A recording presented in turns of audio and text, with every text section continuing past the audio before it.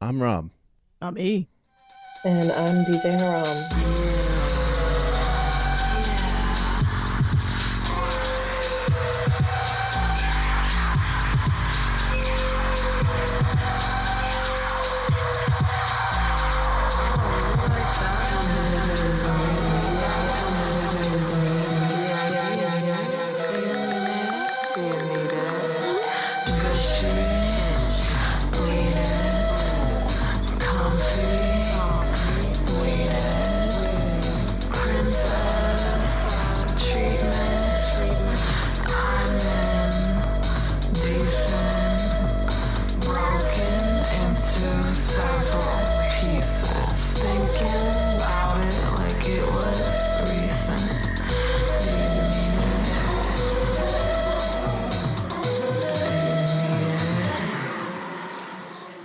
Welcome to the next movement, folks.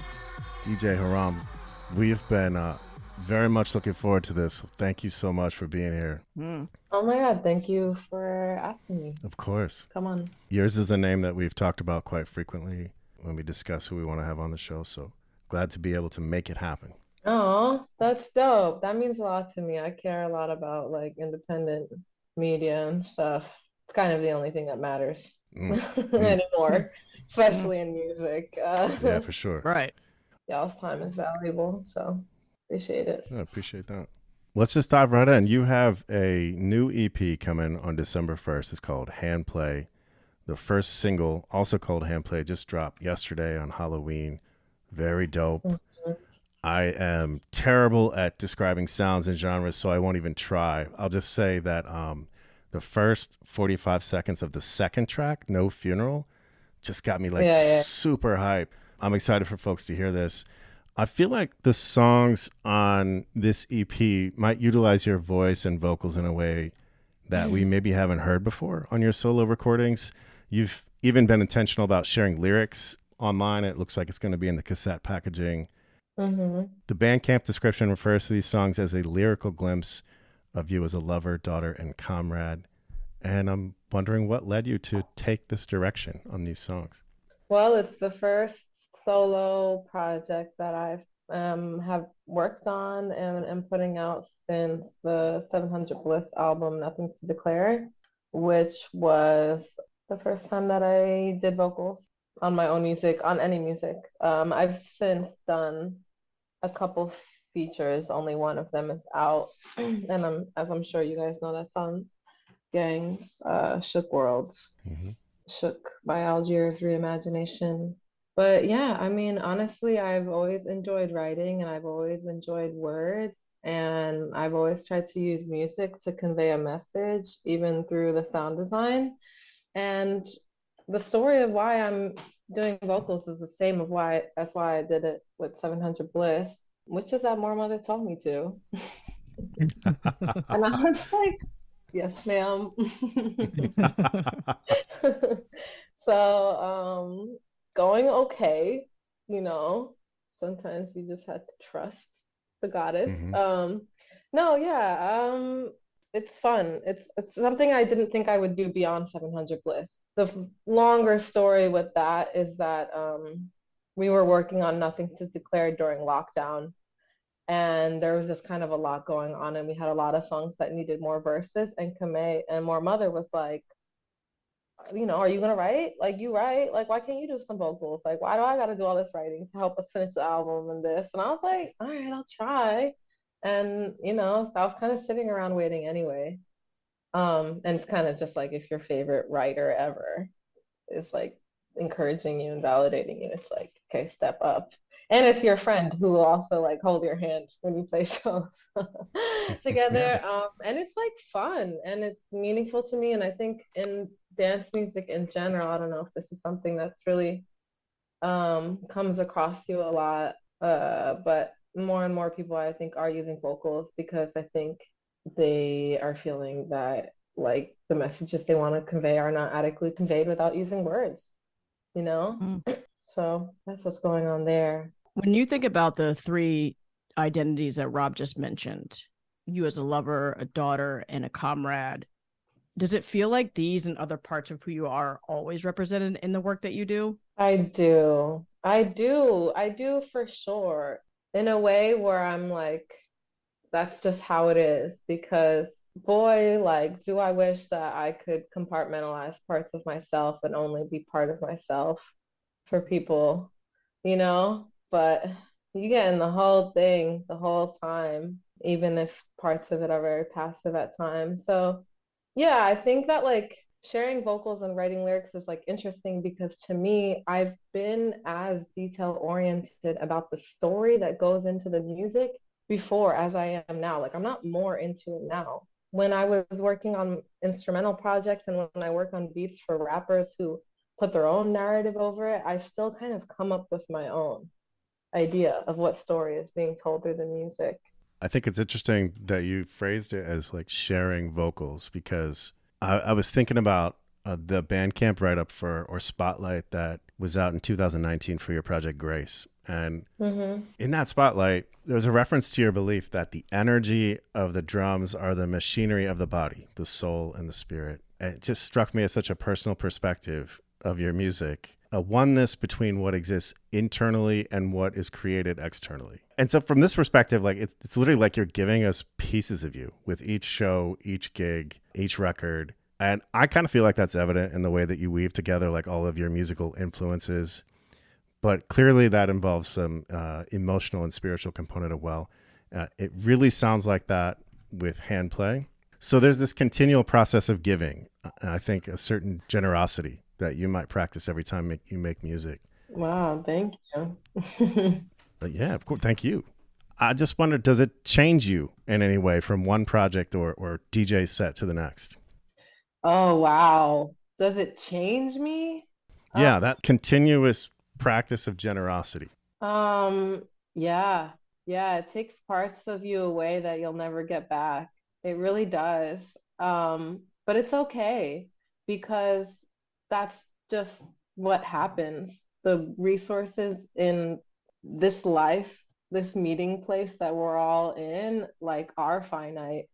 And like every day I spend is a day I will never get away or get back. You know what I mean? Like, and there's nothing I can do to fight that. And yeah, 100%. And oh my gosh, yeah, as like such a emotional person who tries to emotionally engage so hard, sheesh, that's why bad shows are suck.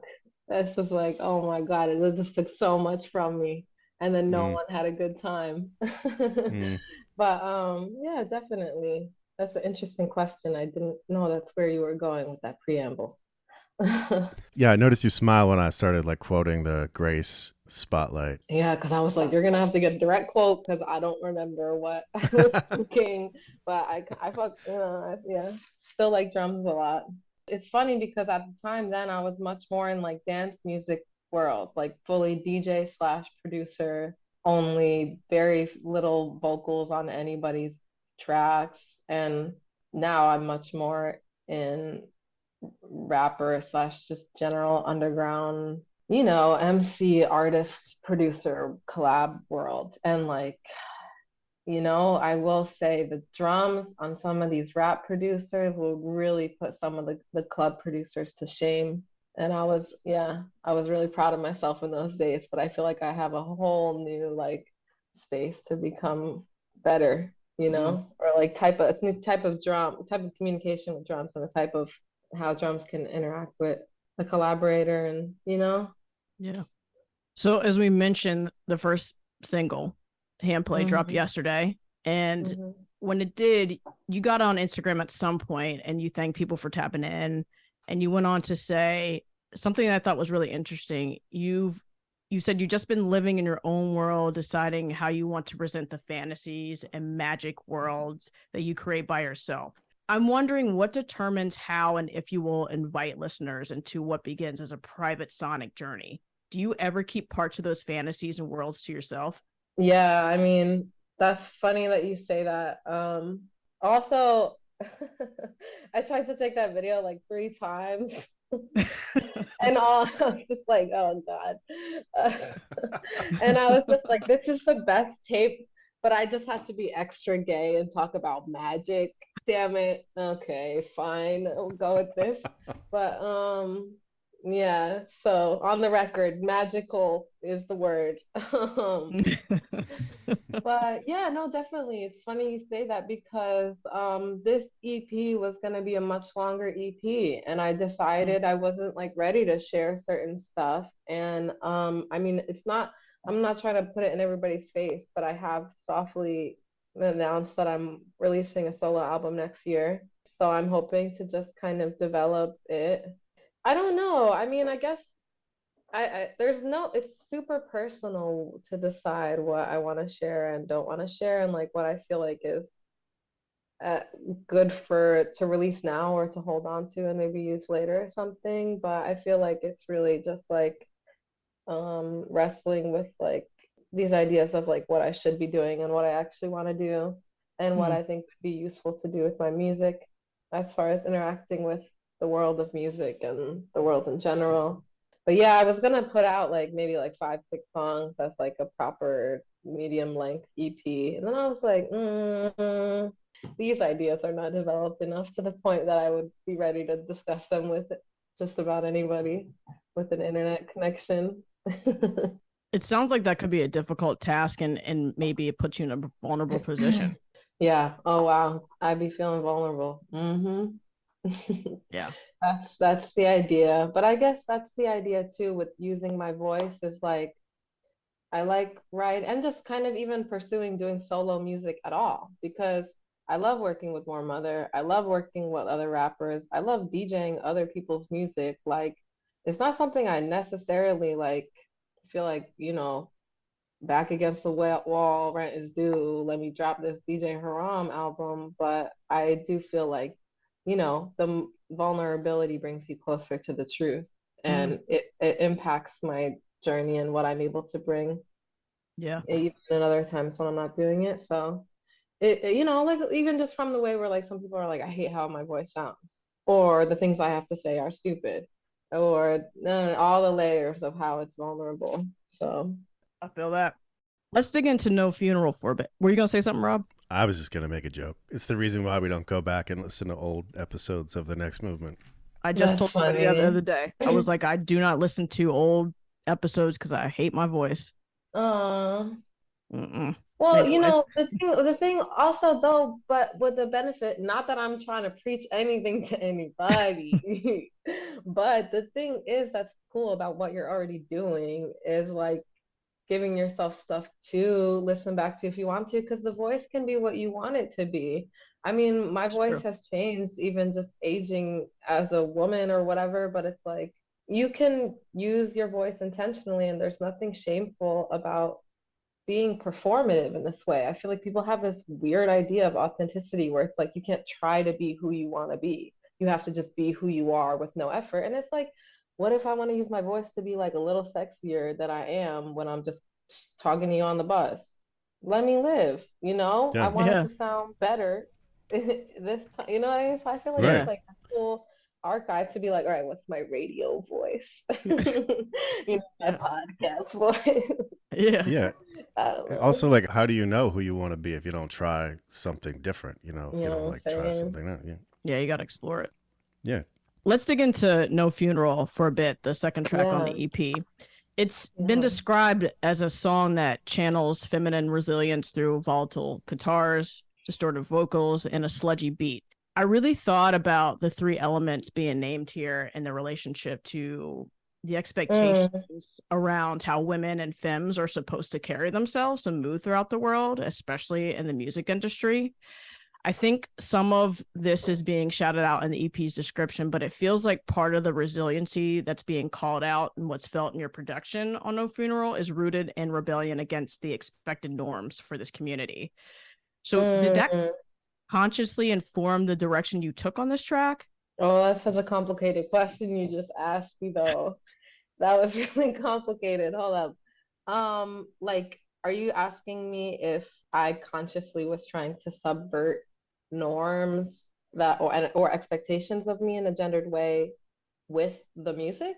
Yeah, so sort of like so what I imagine when I read the description of the song, like and what's being named here, like volatile guitars, distorted vocals, and a sludgy beat. There's so many expectations around how women and femmes are supposed to move in the world, and those words are not generally ones that people like to associate with femininity, right? So I was thinking like those elements were used purposely on this track to rebel against that, to rebel against those expectations that people put on women and femmes. You know, I think you're onto something, but it's not as I guess that's just like something that's just true about me in general. I feel like I gravitate towards aesthetic extremes, and I definitely engage in or like entertain various ideas about gendered aesthetics and whatnot. Yeah, I think I've always been into pretty heavy music though. I guess I don't really think about it that much. I don't know. Would you say how would you describe handplay in this way? Because I feel like handplay is so loud and just like banging that I find it, I would call it volatile, aggressive, sludgy even, because it's almost so loud and kind of in your face that it's also distorted. So I would feel it, but then I guess I could see how like maybe not necessarily the people that would maybe not necessarily the people that would be engaging with your work, but I just feel generally speaking in society there's just this, I'm sort of thinking about the music industry, let's just use that as an example as a whole, and how expectations placed on women who are artists and how they're supposed to perform, what they're supposed to sound like, what kind of sounds they're supposed to use in their music. And so for me, like hearing this, that totally rebels against that. Like it's kind of saying like, fuck that. I'm going to do what I want. I'm going to use the sounds that I want. And either you're with it or you're not. And so that's sort of what I felt whenever I heard the EP, you know. I remember Kathleen Hanna from Bikini Kill saying once, she was talking about playing the guitar and she was just like, men are going to fucking criticize you anyway, so you might as well play it however the fuck you want to play it. And I thought about that too, like just sort of this rebellion against like the expectations that are placed on this community. That's where I was going with that. No, I'm totally with you. I guess it's just like a thing that I didn't necessarily think was reflected in that track, but I see what you're saying. I totally see what you're saying. And I think for me, that just kind of goes without saying for me in a way. I mean, I think when it comes to being like a so-called like marginalized person or existing at certain like overlaps of oppression in the industry, being someone who's not wealthy, whatever. Yeah. It's never really about the aesthetic. It's never really about what the music sounds like. It's about how like people are systematically excluded and certain people are worth being invested in because they're either willing to or more able to be a product. So it's like I think it's all relative. Like I think both tracks are pretty aggressive and I think they're both pretty like femme, but maybe a little gender queer if I had to put a gender on my songs. But like, you know what I'm saying? Like I feel like I hear really aggressive and like hard shit put behind anybody as long as it can sell right. Like I always say that because I think in the past maybe I would have been maybe on more on that tip, and maybe I've just been working on it so long that I'm like focusing on different ideas. But like I feel like in the past before too, I would be like, oh, my music is like so experimental, it's like rebellious in this way and distinctly outside of the mainstream because it's like weird and experimental. And then I started listening to stuff and understanding things about post-production, and I'm like, no, like my shit is experimental for sure, but like other people just have like post-production that makes it sound a certain way, and there's a lot of really weird stuff that gets distributed really far and that gets normalized because of the way it's presented. That's a good point. So but like in a way though, maybe this speaks a little bit to your point. In a way, with the two tracks, they do sound so different. And I really was like, the first song is for the girls and the gays, and the second song is also for the girls and the gays, but this is the one that the rap fans are going to be like, damn, she should have gave that to Armand Hammer. She shouldn't have done this shit on it. She should have gave it to a real rapper. Like, so I feel like in some ways, like we're meeting somewhere about. Yeah, no, I feel you. Yeah. Yeah, that's so funny because Yeah. on that second track, after the drums left, I was like, bring back the drums. Yeah. That's not to say the rest of the track isn't great. It's funny. I didn't decide to even put that part in the beginning of the song until pretty late. And I was like, what are you talking about at first? And then I remembered and I was like, oh yeah, that was a good decision. Because it was like a separate track and then I added that. I think I'll probably, yeah. I think I have like a full beat. Like I'm basically sampled myself in the intro of it. So I haven't, that'll be on my album, probably with a real rapper. Okay. Yeah, I was just gonna say, I'm glad you kept it for yourself. Oh. Well, I'll try to work really hard on myself and fulfill it. Well, I apologize. I don't have the names of the folks involved with the cover of this EP, but it is beautiful. I mean, it features, obviously people can't see it, but it features this close-up photo of you with Handplay written in bright red typography. I'm going to take us back to English class for like a hot minute, but seeing this and reading and hearing what you were speaking to on the title track, I randomly thought about the Scarlet Letter and this idea of a woman being shamed for exercising her sexual freedom by having to wear this big red A on her person, right? So with Handplay, it's like you've done the complete opposite. So I was just wondering, how involved were you with the direction of the cover? So that's so awesome. And I can't wait to tell the designer that. The graphic designer who did the design and all the artwork is Sultana Garitano. She did the artwork for my last Hyperdub release, the Grace one. That one was an illustration. And basically the way we work together is like I tell her a bunch of like ideological, weird, vague ideas that I'm thinking about, and then she like translates it into design. And obviously I share the music with her and stuff like that. She is super interesting and is definitely like a Marxist feminist nerd, and probably will like that you picked or just like made an immediate reference like that. I didn't even think of that. Red was kind of just the color that I was like, this is the color of this era for a bunch of reasons. But I'm no stranger to sin and talking about sin in my so-called brand, so love it. But yeah, so pretty much she came up with how it looked, is what I'm saying. The photo, I did pick the photo, and I did take the photo and work on art direction and stuff of the photo with a photographer in Brooklyn, Ebru Yildiz, and Father Fanny helped do styling for the photo. So like all those aesthetic elements went into directing it. But yeah, that was Sultana on the design. Came together nicely. Thank you. Yeah, I don't think I shared all the art of the Jake card, but I will soon. It looks cool. I feel like a video game character or something, like just like so many images of me featured. I'm like, whoa. What's that? Is that fan art?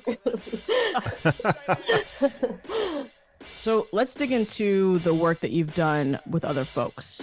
So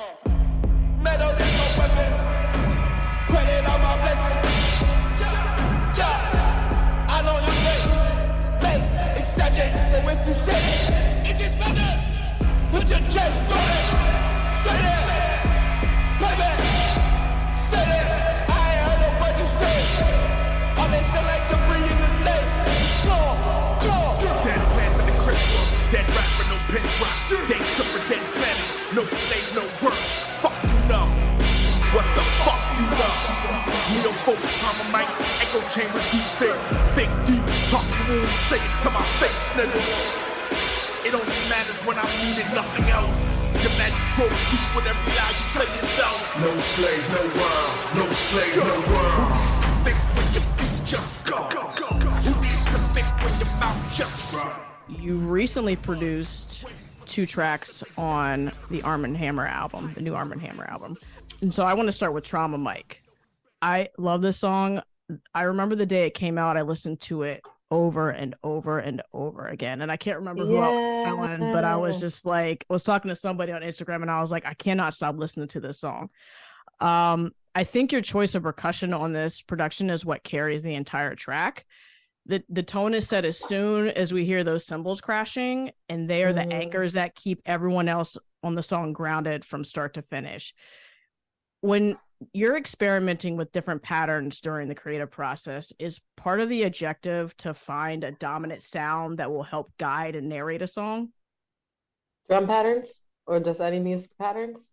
Yeah, patterns, like sounds. Like, is there something that, like, when you are sort of experimenting with just different sounds in general, are you looking for like a dominant pattern or even just sound that will help guide and narrate a song?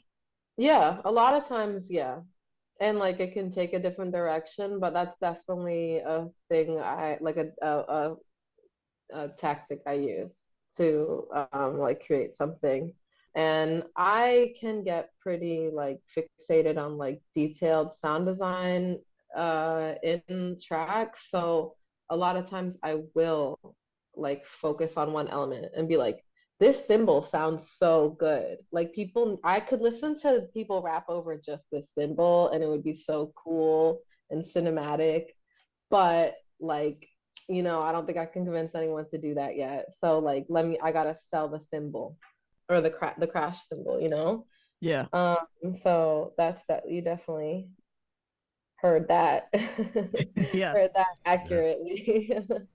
um, yeah, I wanted that song to sound like I would like sometimes I just want to be in a band, you know? It just feels like a fun and cool way to make music. Like you just play one instrument and then like other people play other instruments and everybody's like so good and can focus on that one element. Like that's so cool and like yeah, it just seems fun to be in a band, but like also a logistical nightmare and like harder to generate sustainable income because you're splitting it with multiple people, you know, it's really complicated. So I was like, all right, let me just try to like sound like a band and not super duper think into every single element. Like it's like the deepest thing ever, but just like come together as something that's like powerful. So yeah, just like rap metal band. You also co-produced Supermoon with Elucid.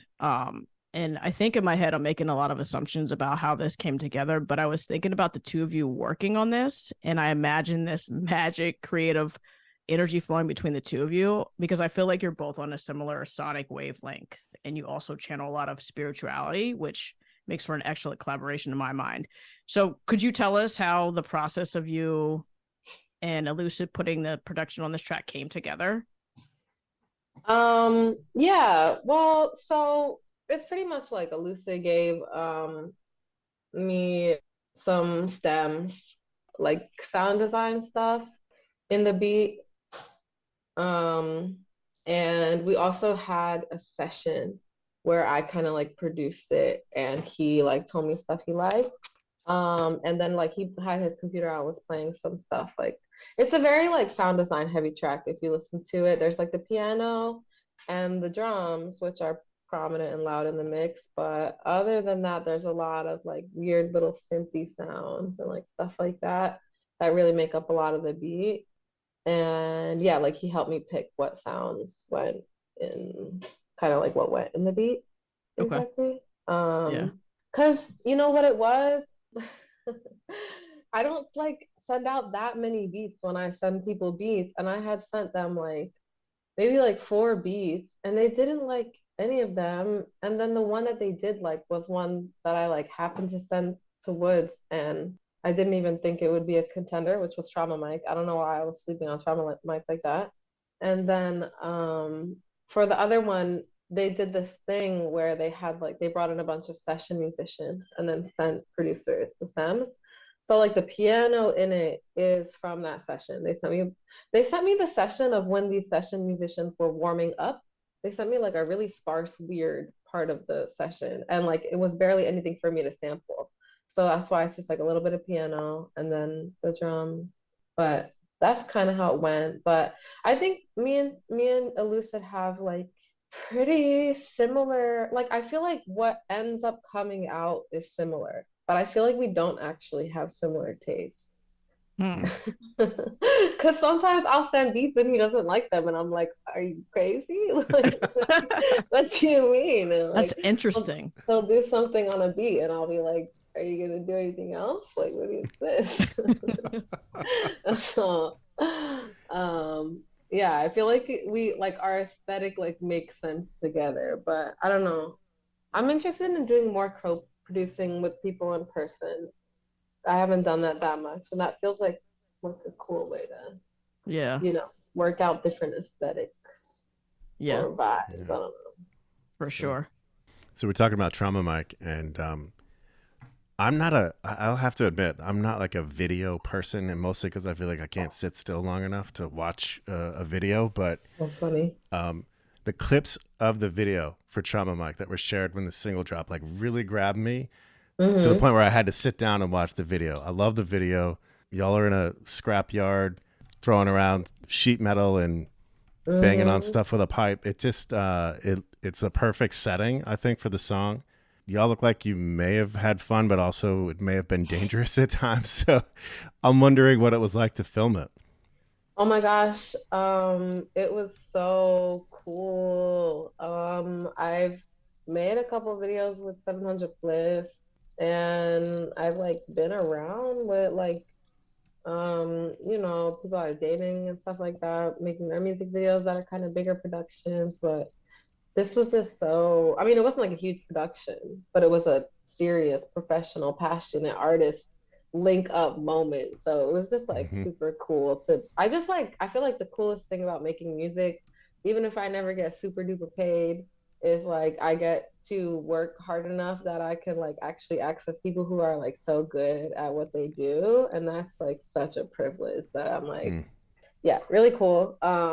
So the coolest thing to me about that whole video is that in the end, I realized that they included some of the sound of the machinery at the scrap yard Mm. in the music video itself, which I didn't even notice until probably like the fourth time I watched the music video. And I was like, that's so cool. Like, you just kind of like got the beat so well that even the natural environment of like the crazy place that you picked just like melted into this metal beat.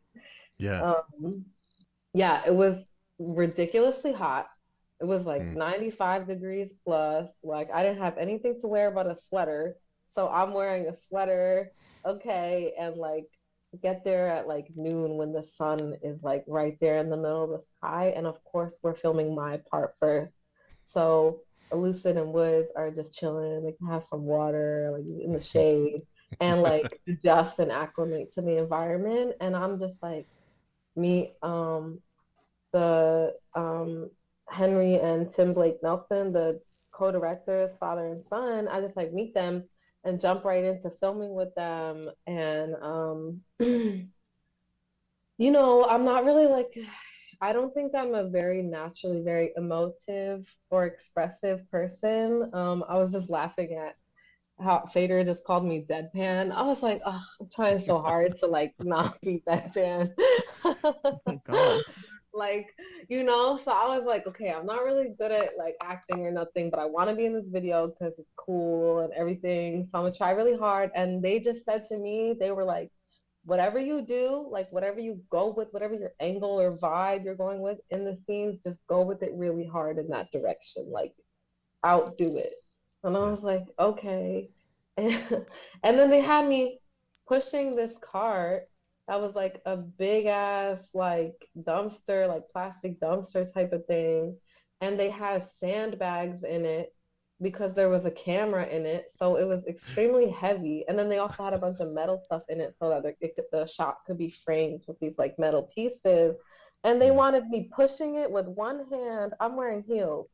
They wanted me pushing it with one hand and then banging on the dumpster while I'm pushing it and walking and banging on beat to the song, which is being played like 3 feet away while like all these people.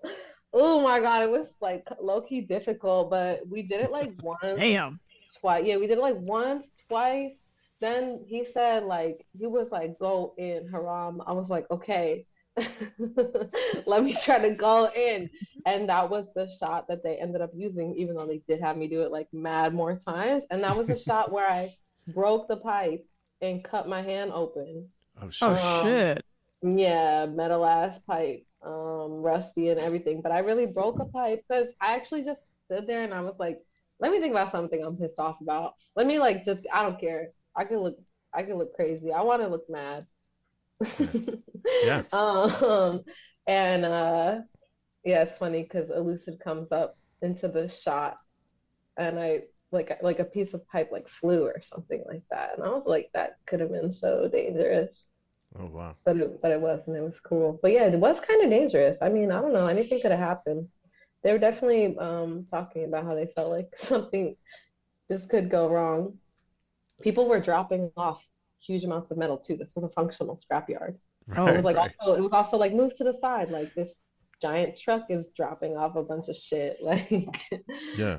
Yeah. yeah. There certainly shots where like Elucid is super close to that like Hmm. machine that's picking up metal, and I was like, oh man, seems Yeah. like it could have gone bad. Wow. So you cut your I mean, all of that, there's no way that we would have known any of that by watching the video. You made it look effortless. Wonderful. Wonderful. I hope that people notice that the pipe then, because I felt strong for that. Yeah. I'm gonna go back and watch it now for sure. That's some real method acting. I'm gonna Yeah. make a little clip and be like, look at this pipe. But yeah, that was super cool. Love that. I'm gonna transition us in a different direction for a little bit because I want to ask about Monday Night Raw. This is like Okay. become my favorite new like show on YouTube. Oh my gosh. So What? yeah, I watched a You bunch of gotta them. come on it. Please, I Come every talk some Yo, E. shit. yo, E. please. What? E. Yeah. Your dream's gonna cut. Did you say like it was your I goal to s- get on? Yo, I was talking about this shit. Easy. I was like, I want to be in that fucking like low lot room. Like, cause I've watched Uh-huh. other shows too, and I'm just like, damn, what do I gotta do to get an invite to go just Oh go my there and gosh, just fucking you could chill? just come. Yeah, you could just pull up. I mean, I guess if you didn't know the DJ, it might be weird if you went in the booth. But Yeah. you know me now, so Say less. anytime. But you should actually come and talk some shit, do a little segment. Mm. Shit. Say Hot less. topics. I miss Wendy Williams all the time. Something has to fill the void. Let's do hot topics on Monday Night Raw. I'm ready. I'm ready. Say the word. I'm there. But I really love what you fostered through this platform. Like the Thank music you you. spin and the guests that you have join you on the show. You've just created this sense of community that I think has gotten lost along the way. It feels very reminiscent of how we used to commune with one another when we were sharing music. I mean, I'm old, I'm 40, so like I come from a different time. And it's very reminiscent of that. I wondered if Mhm. it feels like you've intentionally tried to create this kind of environment, or is that just something that's happened organically?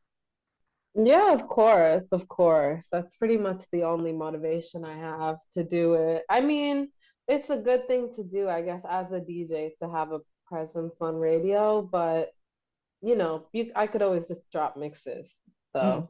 yeah. I'm putting them on streaming. So I love linking with people in person. I think it's really nice to have spaces too where you can be in I don't know, like it doesn't have to be like everybody linking up at like a show or the studio. Like it's kind of like an in-between environment. Like I definitely invite people that I like want to work with or have worked with, or just like I see what they're doing in the scene and I think it's cool. And this is just kind of the only way it would make sense for us to do something together because they don't like, make beats or anything, but they're just like a DJ doing cool shit in their area. Yeah, I mean, I feel like since I've been around for a minute, I mean, I did radio starting like 8 years ago. I was doing it on Rinse FM in London for 3 years, and it was just fun. I feel like it also keeps me sharp and gives me like, okay, like I gotta get new music every month, and I gotta kind of keep, because being a DJ is like so much work, and just focusing on production. If I didn't have like DJ like homework, I would just fall off and just be making beats all the time. Mm. Um, and I can't just be spinning all my unreleased music all the time. So like it's a good thing to have for that in terms of my practice too, and keeping up on like all other music other people are releasing. Like I can nerd out and get so excited when like people drop stuff. I get excited to play it. But yeah, since doing Rinse, stopped doing that. I did that for like 5 years. I've been doing a couple years here at the lot. And it's nice. And I feel like, yeah, I feel like just being around for a while, like like I got access to a slot, and a lot of people hit me up and are like, I want to play there. Like that's such a cool station. And I'm like, word, happy to be this. Like if it's important to you, to me, it's something that slightly drains my pockets. Like, but if this feels like it'll help you get paid or be a good platform for you, like great. So, and it is cool to have them how they post it on YouTube. That is something that you do have to pay money for, and I don't have to go and make YouTube content now in this way. Because Right. got it Yeah. there. I watched the one today with Nappy Nina and Woods, and at one point you put a piece of tape or like something over the camera, and I'm like, what's going on? And then I was like, oh, Woods is getting ready to rap. Woods is going on. Yeah. Yeah. That was a dope one though. So funny because the comments are like, it's blurry. I did. I'm like, you didn't see me make it blurry. Yeah. But it's funny because some of his fans don't even realize that he doesn't show his face. Like, Yeah. It was very on brand. I was like, okay, I see what's going on. yeah, I mean, I definitely discussed it with him beforehand. It was that or him wearing some kind of, Like, shiesty. But I was like, this is cooler. I like this idea. it was good. Yeah. It was good. He was worried it wouldn't be anonymous enough. I was like, this shit's gonna be not, you're not gonna You see couldn't nothing. see shit. Like you couldn't see him at all. It was like a little weed bag. Like those little like the ones that you like air, you get the air out of them. Yeah. They're textured, so it was like extra security. Okay. Like again on brand. I'm always jealous of his like just the freedom of that degree of like anonymity. Yeah. I love how people respect it. Sure. Like people don't really take pictures of him. Like his fans are really respect that he doesn't want his face shown, which is a rare thing in 2023. But they do. Totally, as they should. Yeah. Yep. Okay. Bit of a transition question here, but I want to ask you about your creative relationship with Moor Mother, 700 Bliss. It just seems so complimentary. She has what feels like an endless capability to rhyme or speak with authority in this highly adaptive way, and that seems to lend itself well to the varying sounds that you incorporate into your music. How much does her ability to like freestyle or improv give you freedom as a producer? Oh my God, it's just like she has limitless ability, and I just like try to be as big as possible. It's dope. It's like, well, I mean, look, if I send her the weirdest beat in the world, she's not gonna be like, oh my God, I caught the Holy Ghost. I was rapping my butt off, maybe, or maybe she will be, but like, she'll get something to me eventually. She'll figure out a creative way to make something pretty dope with whatever. I mean, if you listen to Nothing to Declare, there's some really, really minimal, tiny little weird instrumentals. And just like a lot of the sounds and like literal frequencies on the track are her vocals, like, and her doing like really crazy stuff with effects, which she does. Yeah. As far as like production stuff, like she does affects her own like vocal design. So yeah, that's like my favorite. That's my like I always say I'm like spoiled and stuff, but I continue to be spoiled and like only get to work with really cool writers who like will do something really dope with any of my beats. I like that. I feel like it's like she's at that level of like ability to make something dope out of pretty much whatever. I mean, Yeah. it's also, you know, the thing also is that I think is that both of us like do not necessarily like are not necessarily perfectionists about it. And sometimes we are just like the experiments we make are just super duper valid and super duper strong. And it's just like confidence carries us to the destination too, you know? Well, speaking of Moor Mother, The babysitter just got paid. Karma just got a raise. Collect your blessings and you're on your way. I'm in line, I'm in line, I'm in line. At the soup kitchen, I'm in line for some bread, cheese, and some bottled milk. You ain't shit, so you ain't gotta stop and look. Don't waste my time. These people out here trying to steal my shine. These pigs trying to blow my mind. These people trying to stop my grind. It was only a matter of time. Your interworld had committed war crimes, trying to save my black life by fetishizing my dead life. What? Get away from me!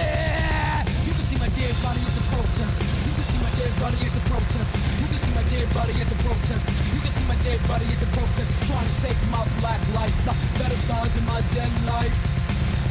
Fuck! Get away from me! You can see my dead body at the protest. You can see my dead body at the protest. You can see my dead body at the protest. You can see my dead body at the protest. Trying to save my black life by fetishizing my dead life. No! Get away from me! You can see my dead body at the protest. You can see my dead body at the protest. You can see my dead body at the protest. every episode we ask our guests to pick an album that's not theirs, usually, and What? pick one that might be influential or has had an impact, or maybe it's just a favorite. So tonight we're talking about Moor Mother. We're talking about Fetish Bones, 2016 release, incredible record. I want to just start by asking you, like, how would you describe your relationship with this project? Oh my gosh. Wow, I have such a close relationship with it. I love it so much. I listen to it and think of it, and I also immediately think of a poetry book that she self-published by the same name of Fetish Bones. And yeah, I mean it's one of my favorites. I mean it's so hard. Like she has a really great discography, but it's one of my favorites. I guess that's something also I would say that an important part of my relationship to it is that like I'm not on it, but I was like around when she was making it and around when Okay. she was like performing the original ideas of it and kind of developing it in this way, you know? Yeah. So you got to be a witness. Right. What parts of the project do you appreciate the most? I appreciate the like variety of influences that go into something that still comes out sounding so strong and unconfused. And I mean, it's really just an overall thing because I was re-listening to it obviously in anticipation for this and like more Mother, like as a writer and vocalist and performer, like that's one of my like favorite things about all of the art she does. That's like one of my favorite of her disciplines for sure.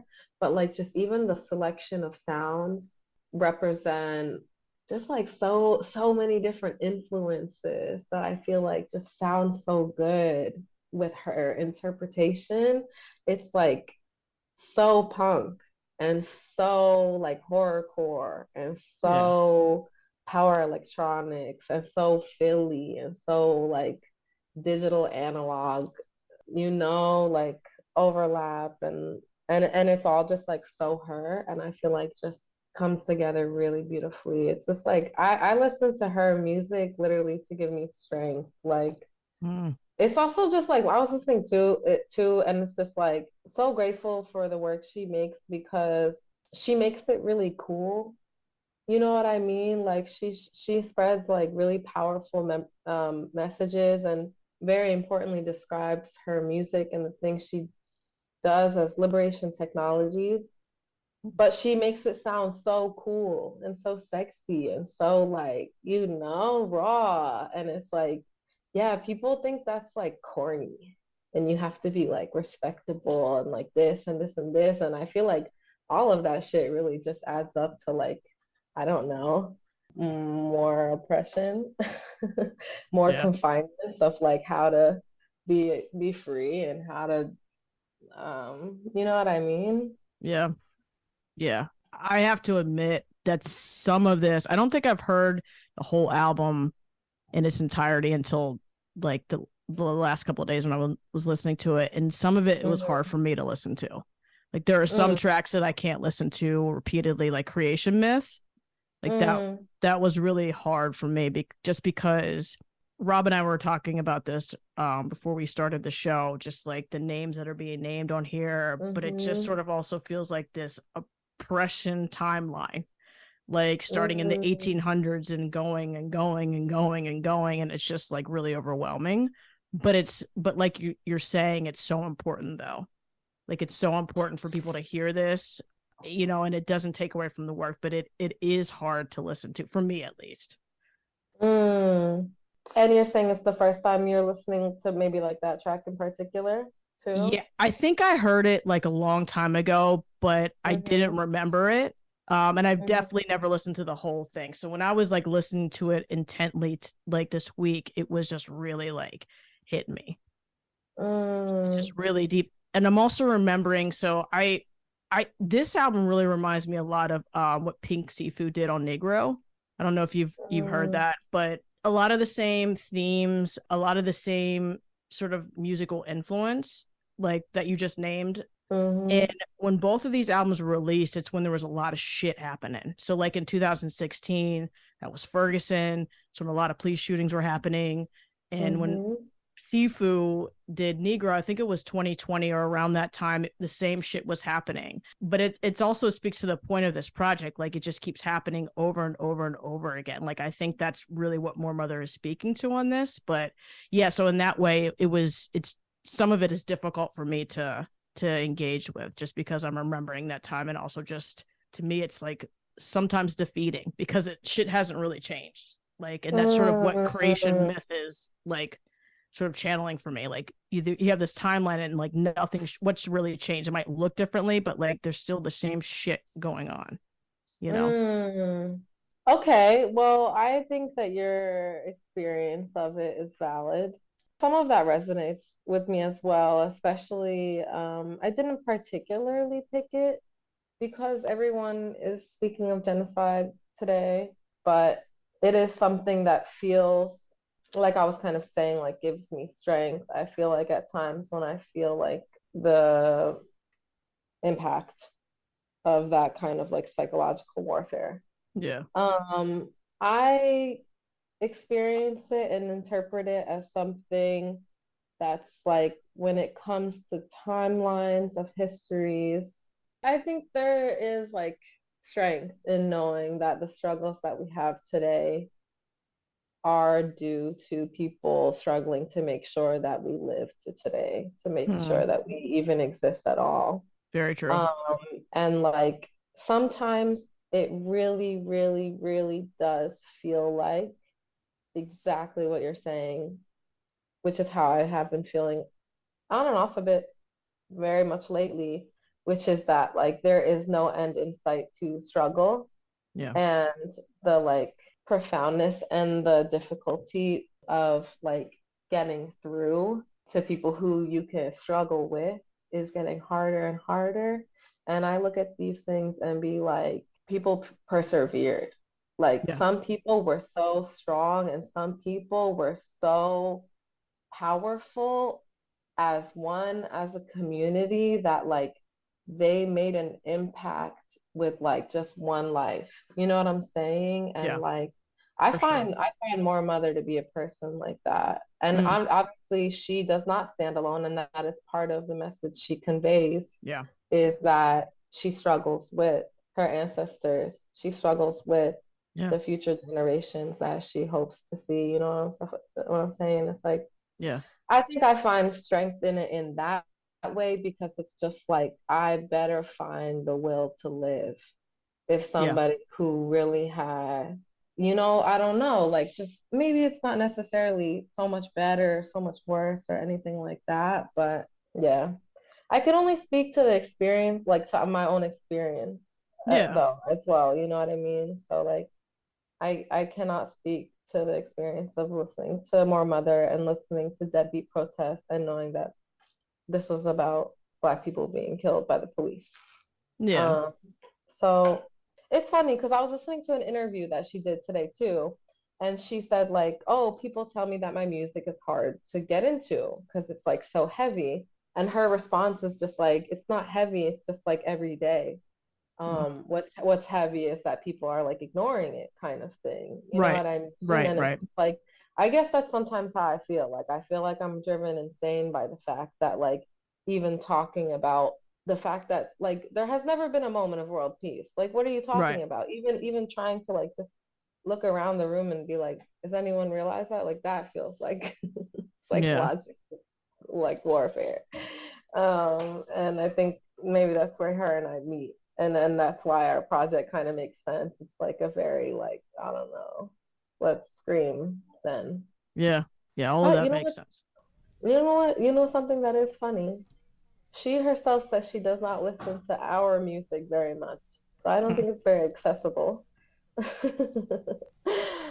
Yeah, my initial thought in listening to this record this week was just immediately just how powerful she is and the energy that comes from that. It just feels very, very motivating and inspirational. And yeah, I mean, I'm I'm the white guy over here, so I have a different experience with the music and with the history attached to it. But it definitely feels like an important reminder. The Bandcamp like description of the record refers to it as something to remember as opposed to something to help you forget. And I just think that's extremely important. In a similar way, to like Brian Ennals and Infinity Knives, King Cobra like is this like snapshot of pandemic life, of like COVID life. And I feel like what she's made with this record is a historic document, of this period, 2016, 2015, when we're going through like a new sort of awakening, some of us at least, to the police brutality and violence and oppression. And that to me just feels invaluable. Yeah, I mean, it goes back to something you were saying earlier about like giving away parts of yourself. Like these are like big, like sharing your personal narrative during any point in history as somebody who is like conscious of the struggle of people who are exploited is like a really important cultural historical document, like especially for somebody as brilliant and has a way with words as somebody like Moor Mother. Like, yeah. I think another thing I was just thinking about like the context too is that I feel like this is also like it's giving like rap album in the context of like Philly punk. And I think the subject matter in some ways is, like whether it's like so intentionally or just kind of that's what I'm thinking about or not super abrasive because that's kind of how punk music is. But it's like in this context where these white kids are like just like literally just yelling fuck you on a track just because they want to. Just because they want to, you know what I mean? And it's just like I have pages and pages and hundreds of years that I can yell at you about. You know what I mean? I don't know, maybe because I'm a Pisces. Like the joke with Pisces is that we are sad, we'll be sad, and then we'll put on a song to make us cry,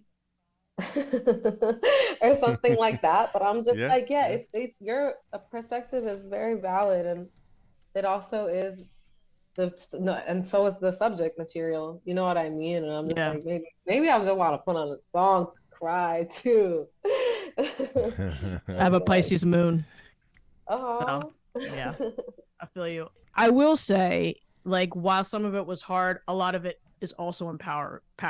And I think that for me, when I am thinking about like the traumatic things that my community has gone through, is going through, or is seeing what we're going through, like I need to find solidarity somewhere.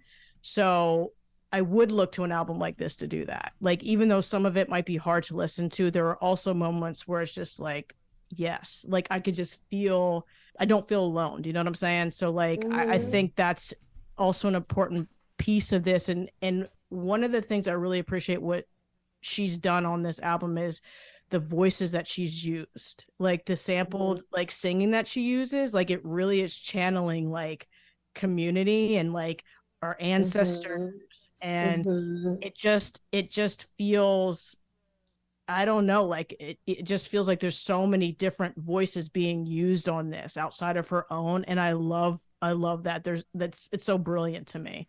It is, and it's like it's I feel so lucky to be in proximity, and to, even if I was just a fan, I could only imagine being just like a kid and like Yeah. finding this project and stuff like that, Yeah. because it's like, ooh, brilliant people made like did this work so that you don't have to walk alone.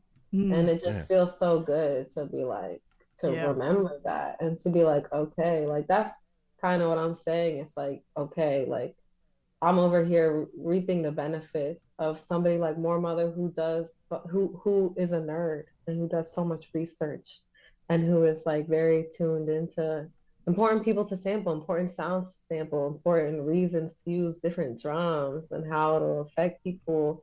And like the least I could do is figure out how to continue conveying these ideas. And I don't know, like, yeah, not let myself be alone, because then I'm a resource to no one.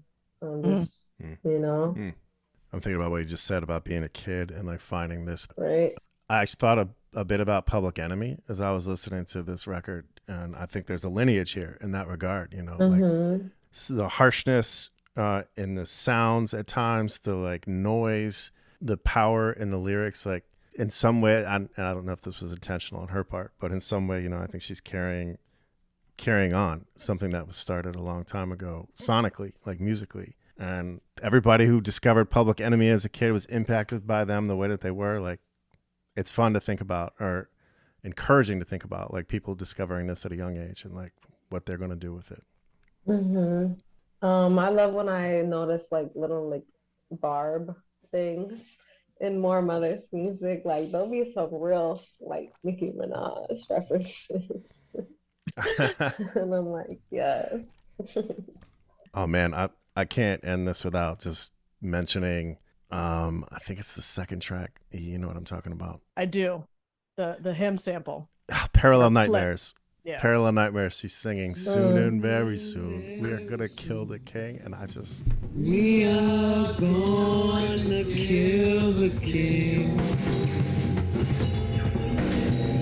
Tell a story, holding trans and Tristan land, and the fifth is branded and blood and revolution, caught by the tail, I order Jimmy Fly slaughter, sideline Carter, right out of thin air, thick thighs, keep the moon in, start the fire, burn the liar, sacrifice for the new year, ritual quantum, reverse the clock, bring back our light years, I sphere, another engine in this right here, parallel nightmares, no fear, sonic gold everywhere, listen here, these are hymns, I ain't rhyming on my fullest time, with the pills in my pocket, no yeah, no time, no profit. Russian roulette, go hard till I meet my maker. Giving you the best of me to make a rapture.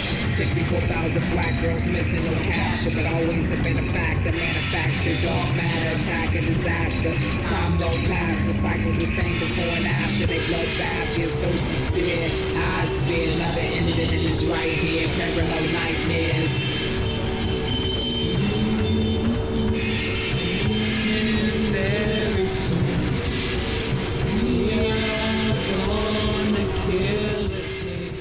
I died because I grew up in church singing that hymn, and I was just like, oh man, I love that she flipped it like that. It's just amazing.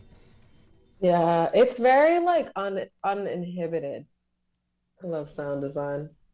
It's so effective. It's so effective here. I'm just like taken away by it. I love projects like that where it just feels like I don't have to do anything else but listen to it. That's like the whole activity. Yeah. It's an important part of being a DJ. I have to try to convince people to not be on their phones, you know. Right. Play Moor Mother. Yeah. All right. Well, DJ Haram, thank you so much for this conversation. Really Oh appreciate my gosh. you picking this album and making time for us. It's been great. Yeah. Is there anything? Sorry, we're gonna say something. No, I was just gonna say thank you. So great to chat. And thank you for listening to my stuff and giving me some feedback. I'm honored amongst y'all's roster of guests. Please, we are honored. Oh yeah, I didn't please, yeah. realize we would talk about my project so much. Oh yeah, for But sure. Is there anything you want folks to know about what's coming, where to find things? yeah, DJ Haram, Premium Haram, Haram Authentic, Monday Night Raw, 700 Bliss, Hyperdub, 700 Bliss album coming maybe sometime next year. DJ Haram EP coming December 1st, another one coming, another album coming next year, lots of collabs out here fighting the good fight, just trying to keep my head up. Indeed. That's right. Yeah. Yeah. All right, DJ Haram, folks. Thank you. Thank you. Thanks for listening, everyone. This has been The Next Movement. Peace. I feel like Bliss. I feel like Bliss. Like really dance.